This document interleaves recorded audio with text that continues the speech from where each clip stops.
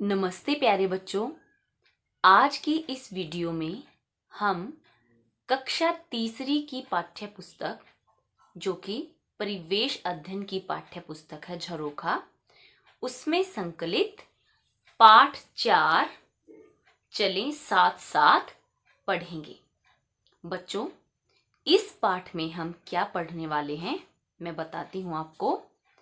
इस पाठ में हम अपने परिवार के सदस्यों के साथ मिलजुल कर काम करना, उनकी समस्याओं में उनका साथ देना, उनकी मदद करना और उनके साथ मिल बांट कर काम करना, ये सारा सब कुछ हम इस पाठ में पढ़ेंगे। तो बच्चों चलिए शुरू करते हैं। पाठ 4 चलें साथ साथ। गांव से आए दादा दादी। देखिए बच्चों, यहाँ इस पाठ में हम गौरव के परिवार की बात पढ़ेंगे, समझेंगे, सीखेंगे। बच्चों, गौरव अपने माता पिता के साथ शहर में रहता है, जबकि उसके दादा दादी गांव में रहते हैं। तुम में से बहुत सारे बच्चे ऐसे होंगे जिनके दादा दादी गांव में रहते होंगे और वो अपने मम्मी पापा के साथ शहर में रहते होंगे। इसी तरह से गौरव का परिवार है।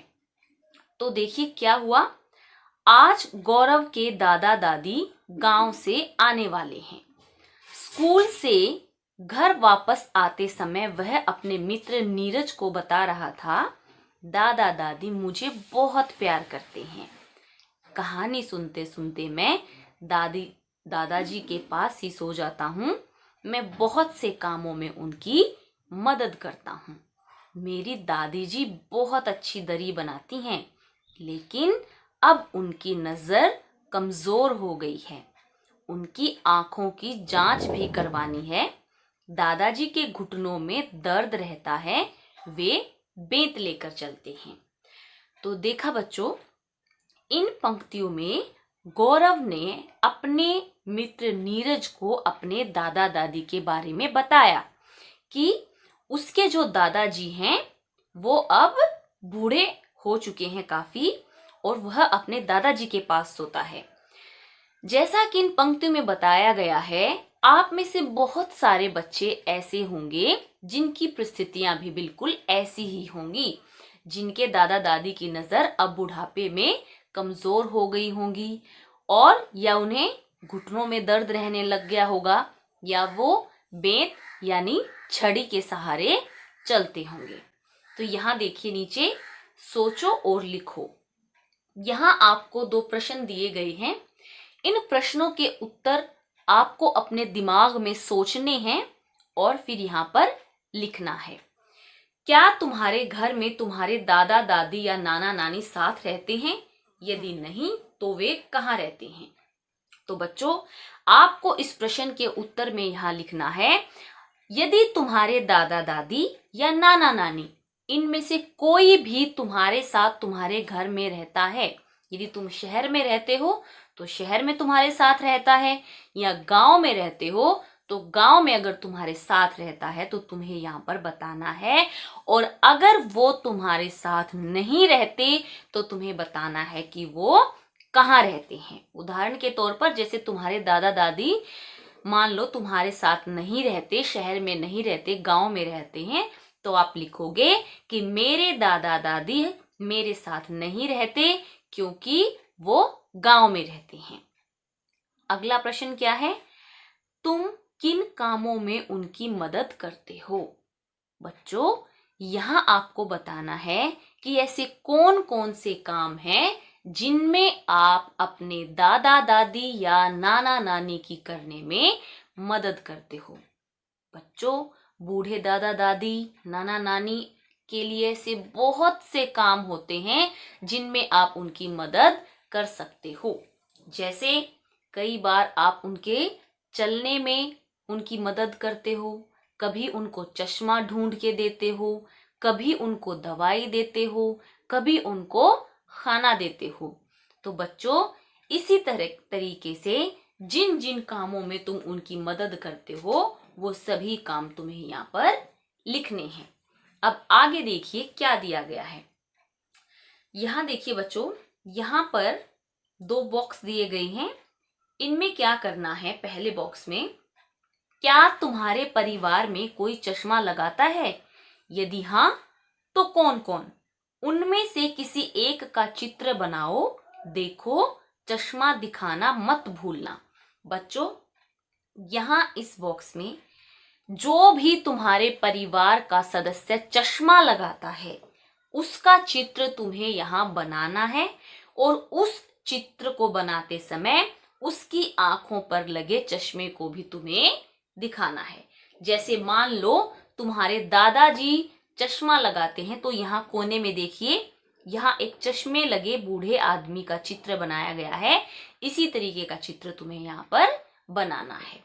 फिर आगे क्या कहा है, क्या तुम्हारे घर या आस पड़ोस में भी कोई बेंत लेकर चलता है? पता लगाओ और बेंत का चित्र बनाओ। तो बच्चों, अगर तुम्हारे आस पड़ोस या तुम्हारे घर में कोई दादा दादी या नाना नानी कोई बेंत लेकर छड़ी के सहारे चलते हैं, तो आपको उसका चित्र यहाँ पर बनाना है, और उस चित्र के साथ ही उसकी बेंत यानी कि उसकी छड़ को भी यहाँ पर बनाना है। अब बढ़ते हैं अगले पेज की तरफ। यहाँ देखिए बच्चों, ये चित्र है। यहाँ पार्क में नीरज और उसके दादाजी दोनों टहल रहे हैं, आपस में बातें कर रहे हैं, और उनके बारे में यहाँ क्या बताया गया है देखिए, पढ़ते हैं। बातचीत के दौरान नीरज ने बताया कि उसके नाना जी को अब कम सुनाई देता है। कल मम्मी उन्हें डॉक्टर के पास ले गई थी। डॉक्टर ने उनके कानों की जांच की और कानों में मशीन लगाने की सलाह दी। अब नाना जी नीरज के साथ रोज पार्क में सैर करने जाते हैं। तो देखा बच्चों, कई बार उम्र बढ़ने के साथ साथ हमारे दादा दादी या नाना नानी को सुनना कम हो जाता है, उनको कम सुनाई देता है।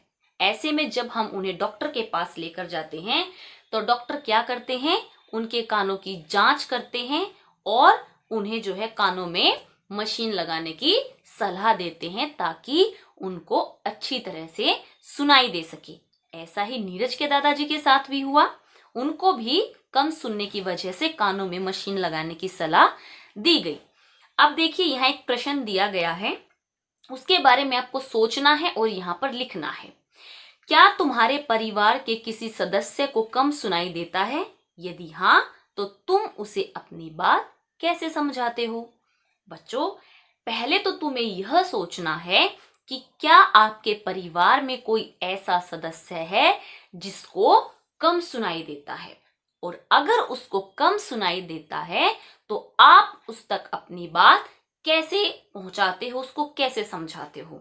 उदाहरण के तौर पर मान लीजिए आपकी दादी जी को कम सुनाई देता है, तो आप कैसे उन तक अपनी बात समझाओगे? बिल्कुल, इसके कुछ तरीके हो सकते हैं। या तो आप थोड़ा सा ऊंचा बोलोगे जिससे वो आपकी बात को समझ सके, या फिर आप इशारों से उनको अपनी बात समझा सकते हो। ठीक है, आगे देखिए बच्चों, दादी से बातचीत। जब गौरव घर पहुंचा तो उसके दादा दादी आ चुके थे। तो बच्चों, गौरव अब जो है विद्यालय से घर पहुंच चुका है, उसके दादा दादी भी घर आ चुके हैं।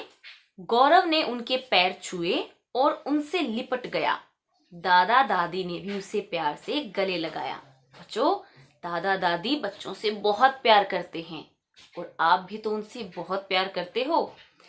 दादी जी ने गौरव को बताया कि उनके पड़ोस में रहने वाली अनीता, जिसे बचपन में पोलियो हो गया था, अब व्हील चेयर से स्कूल जाती है। बच्चों, पोलियो एक ऐसी बीमारी होती है जिसको भी यह हो जाए, जिस बच्चे को, वो चल फिर नहीं सकते। यहाँ देखिए बच्चों, ये जो इस चित्र में बच्चे दिखाए गए हैं, ये सभी पोलियो से ग्रस्त हैं। पोलियो इनको हो गया है। ये सभी बच्चे अपने पैरों पर नहीं चल सकते, इसीलिए ये सभी बच्चे व्हील चेयर का प्रयोग करते हैं, ताकि ये अपनी जिंदगी को आसान बना सके। उसने अपने स्कूल में दौड़ प्रतियोगिता में भाग लिया था, उसे पुरस्कार भी मिला था।